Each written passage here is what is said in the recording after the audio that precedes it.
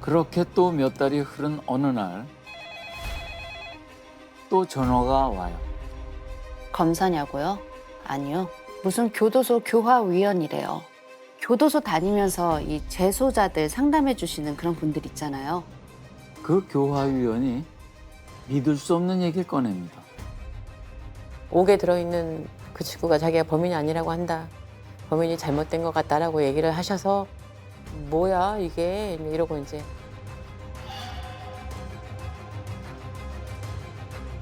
정말일까요? 직접 확인해 보기로 했어요. 아이를 업고 교화위원을 따라 나섰습니다. 제가 알고 있는 게 목소리니까 소리치면 죽는데. 그 목소리 확인하러 제가 교도소에 간 거죠.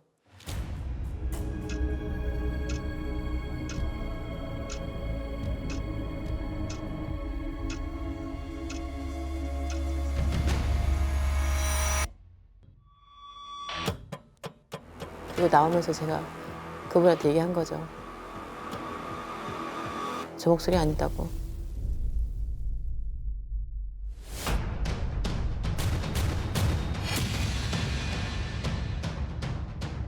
이때부터 성자 씨 머릿속이 하얘지기 시작합니다. 그런 진범은 누구지? 어디 있는 거지? 순간 부산에서 왔던 전화가 떠올랐어요. 걔네들도 3조라고 했었거든요.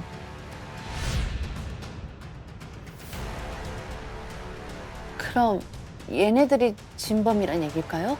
감옥에 있는 애들이 가짜고? 직접 들어보려고 합니다. 저희 제작진이 찾아가서 만났는데요. 아, 정말요? 아, 진짜.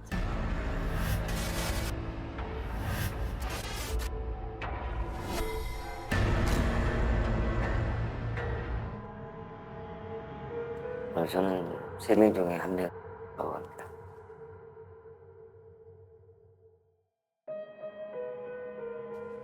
뭐라 해야 되나 참.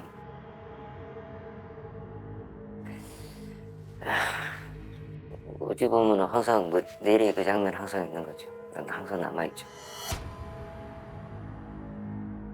그 장면이랑 우리가 그 사고 치던 현장. 자, 이 사람 얘기를 들어보겠습니다. 진짜 범인이 맞는지 잘 들어보시죠.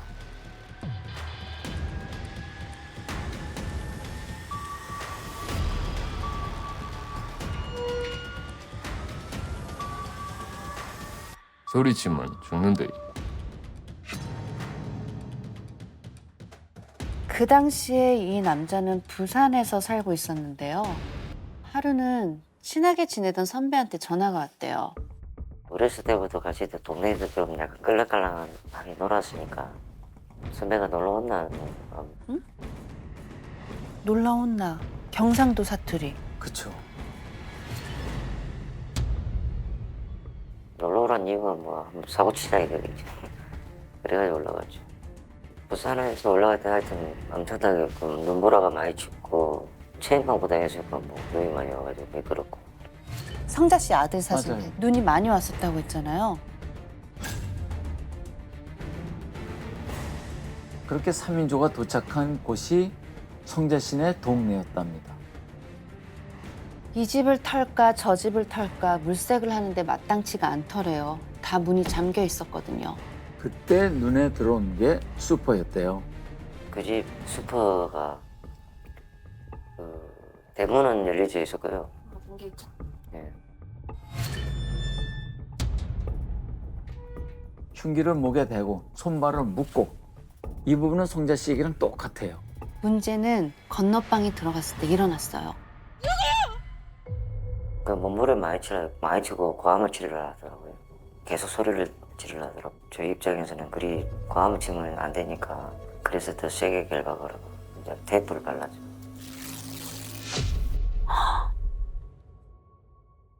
기금속을 이제 찾으려고 뒤지고 있는데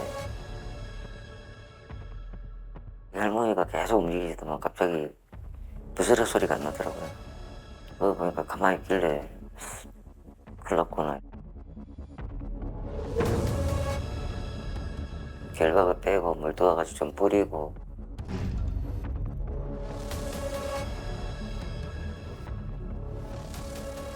물도 먹이고 인공호흡 해주고 그러는데 한 마지막 숨 넘어가는 소리가 막 나서 할머니가 입안에서 뭐라 해야 되나 썩은 내가 올라오더라고요.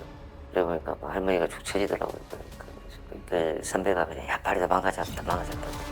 야야 됐어 그만해 얼른 나가. 그래가지고 그 상태에서 그냥 도망갔죠. 저는 그 물의 흔적이 너무 궁금했거든요. 아까 네. 얘기 들었을 때. 이러한 일들이 있었군요. 이제 이해가 되네요. 들어보니까.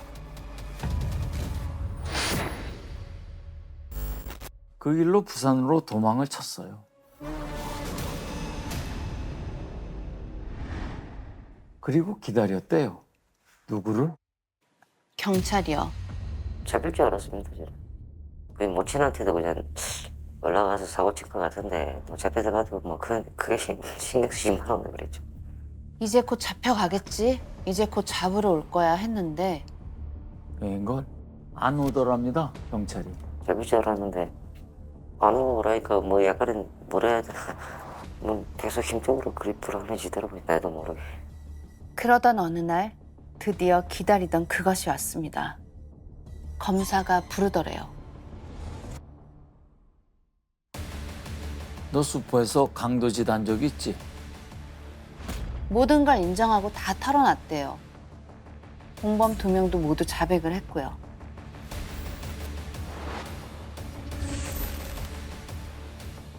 불러가지고 이리이리 하는 거 맞죠? 그러면 맞습니다. 검사실에서 다 3명이서 모여가지고 뭐 카메라 녹화하고 진술서 쓰고 그랬죠. 근데 일이 이상하게 돌아가더랍니다. 처음 잡힌 곳도 부산이고 자백을 한 곳도 부산인데 조사는 전주 가서 받으라고 했대요.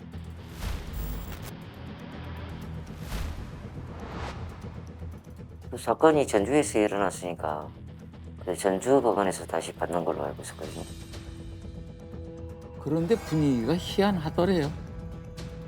조사받으러 가면은 뭐 자꾸 현장 검증도 안 가고 자꾸 묻는 말만 묻고 그 우리한테 그래 많이 유리한 쪽으로 그 질문을 많이 했죠.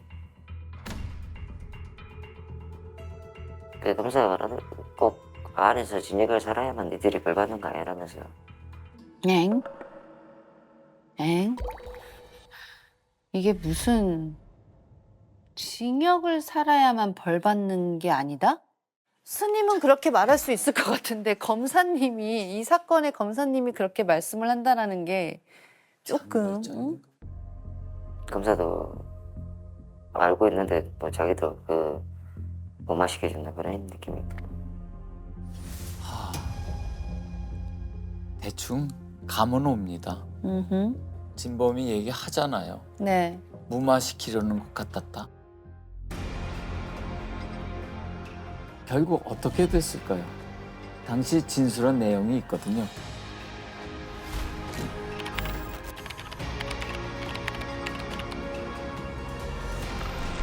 자백한 걸 뒤집었네요. 자, 그럴 수 있다. 뭐 절대 그럴 수는 없지만 그럴 수 있다고 쳐봅시다. 그럼 부산에서 진범이 나타났을 때라도 바로 잡았어야죠. 문제는 관할 지역에 있어요. 아까 사건이 부산에서 전주로 이첩됐다고 했잖아요. 이 전주에서 부산 3인조를 조사한 게 누구냐? 1년 전에 엉뚱한 소년들을 교도소에 보냈던 바로 그 검사였던 거죠. 그러면 과거에 자기가 했던 일을 뒤집어야 하지 않겠어요? 그걸 못한 거죠. 그 용기를 못 낸 거죠. 그렇게 해서 진범들이 풀려나게 된 겁니다. 주범으로 지목된 임명선 씨는 감옥에서 6년을 살다 나왔어요. 무혐의로 종결 났을 때 솔직히 어떤 마음이셨는지. 그때는 좋았다고 그때는. 막상 풀려나니 너무 기쁘더래요. 근데 그것도 오래 안 가더랍니다. 어느 날부턴간 악몽을 꾸기 시작해요. 어떤 꿈이냐면요. 한 번씩 그 할머니 돌아갈 그 그게 꿈에 나오고 교도소에서 같이 있다가 뭐 좀 나가야 되는데 내일 모레가 만기인데 계속 안 내보내주고 계속 시간만 흐르고 이런 꿈을 꿨지. 그래서 그 상황에 갇혀버린 거죠 내가. 꿈에서 계속 교도소에 계셨네요. 그쵸? 아까 그 성자 씨는 아파트 뭐 그 문이란 문 다 잠그고 살아야 됐었잖아요. 범인도 자기 안에 갇혀서 저렇게 매일 악몽을 꾸고 아, 일이 어떻게 이렇게 됐나요? 그걸 알리 없는 시간만 무심히 흐릅니다.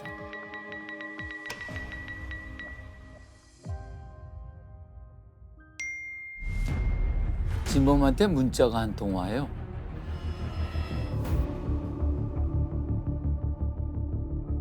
내 문자가 왔더라고요. 안 만나줄 수 있냐고 그러고. 3년 사건에 대해서 그 진실을 얘기해 줄 수 있냐고 그러고. 그날의 진실을 얘기해 줄 수 있습니까? 세간의 재심 사건을 주로 하는 변호사로 알려져 있고요. 3년 나라시포 사건을 변호했던 박준영 변호사입니다. 박준영 변호사는 한눈에 알아봤다고 합니다. 소년들이 진짜 범인이 아니라는 것을요. 뭘 보고 알았냐?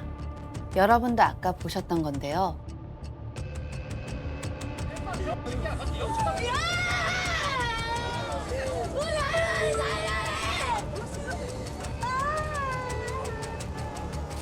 영상을 보면은 하나도 스스로 재현하지 못하고 있습니다.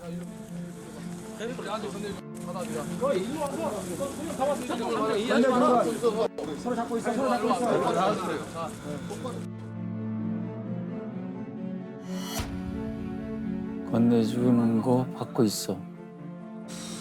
다리 묶고 나도 그대로 놔두고 또 형태 가져와 바로 거기서 호텔에 저기 호텔에 있고 다리 묶어 빨리 와서 이쪽으로 와 이쪽으로 하실게 이쪽으로 들고 있어 그대로. 그들끼리 또 배우다 그리고 감독이다라고 얘기를 하잖아요, 경찰들이. 감었잖아. 네가 지금 감독이냐? 나는 탤런트 여자들은 저 이제 신이 음식에다 탤런트 되기라 틀렸구만. 범인을 만들고 있다라는 그런 표현도 적절할 정도로 전혀 자연스럽지 않았습니다. 아, 네가 한 대로 해봐 임마 자연스럽게.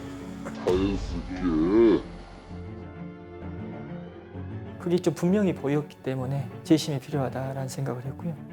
겁에 질려 있는 표정이 많은 걸 말해준다고 저는 생각합니다. 이 박준영 변호사는 억울한 소년들의 누명을 벗겨주기로 결심합니다.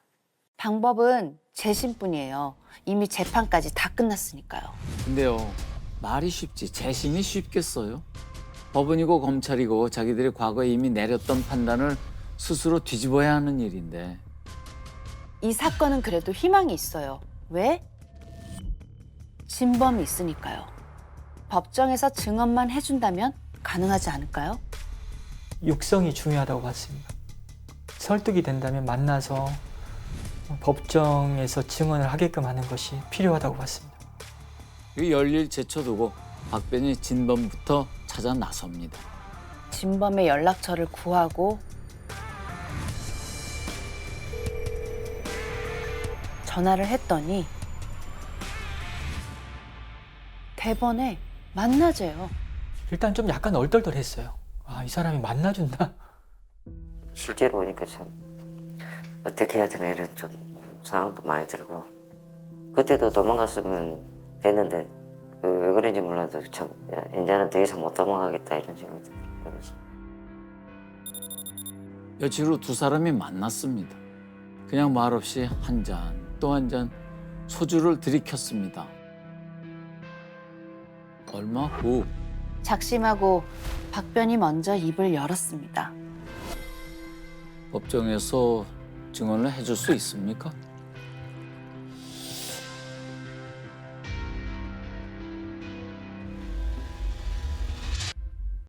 네, 하겠습니다. 증언하겠습니다. 진실은 얘기해 주겠다고 그랬어요. 진실은 내가 얘기할 수 있는데 어떻게 이 사건 일이 조작되는지 그건 나도 잘 모르겠다. 쉽지는 않았죠. 쉽지는 않았는데 모든 걸 좀 되돌려 놓고 더 이상 그런 사건 때문에 도망다니기도 싫고 그래서 그런 생각이 많이 교차해가지고 결심을 해가지고 네, 알겠습니다. 네. 그리고 다시 며칠 후 박변은 진범을 다시 만났습니다. 같이 갈 데가 있었거든요.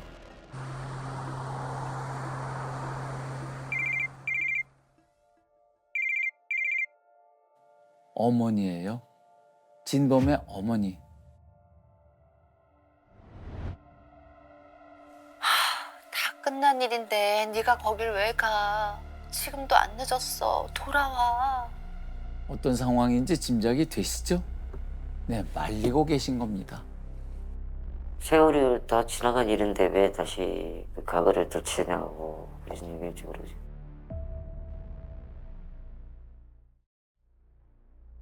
내가 엄마한테 딱 그랬지. 엄마도 만약에 엄마 자식이 그리 됐다 그러면은 엄마는 어떻게 하겠냐고. 잘 생각해 보시라고. 그때 이제 속상하더라고. 엄마, 걔들이 엄마 아들이라고 생각해 봐요. 그럼 제가 가는 게 맞죠? 야,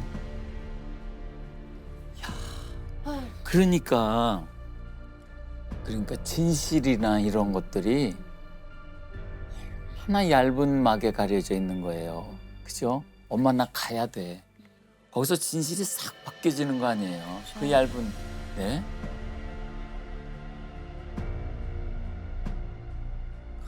그 얇은 막 하나 걷어내기까지 지금 16년이 흐른 거잖아요. 그렇죠. 선생님, 그리고 박 그쵸? 변호사가 네. 그걸 이제 걷어내는 건데. 와. 아,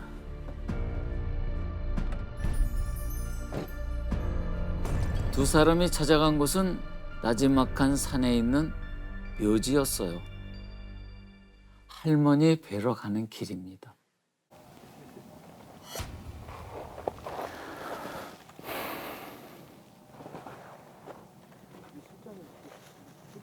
마음속으로 많이 오시고 싶어서 답답하게 늦었지만 그런 마음.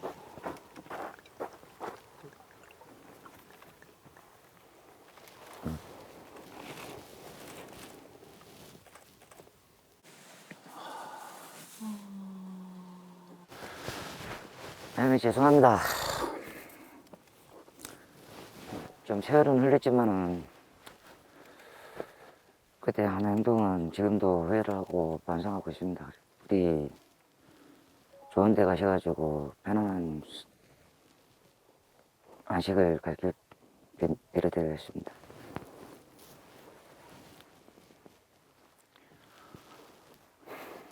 정말 죄송합니다.